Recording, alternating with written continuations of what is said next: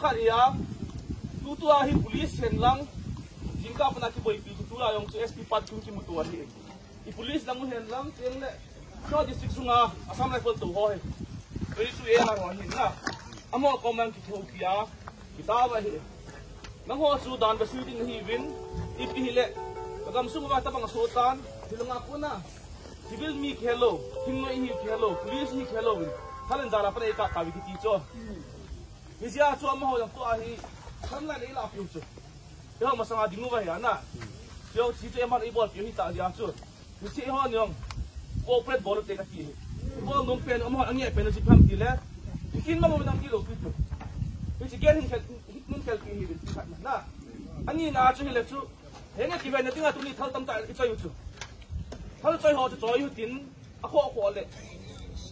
hun na pai pla dinga chu kho lo ki chu ai ba nga sa mo mu the po te ka ki am ho ge gu am ho ko mai hon thale choi thi thei lo chu ji ga thing la ga ngai piu tin a choi ho yong chu nei thei ding na he le chu ka di a ding a chu na da ki kang se mu te na a tieng le a dei bang wa chu mi ki yong hi lai pa gen pa ken po te ki pa chu he a la chen ki tho piu te pan la ho piu te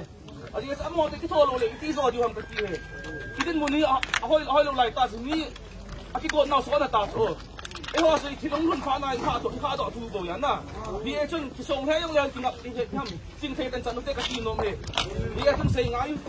อ่ะมั่วอีหลังว่าปนเตะดิ่งกันอ่ะเสียงายอยู่กันกินอ่ะคุณต้องการกินไปอยู่กินที่จะเก็ตมึงอ่ะมึงเต็มที่เต็มเสร็จ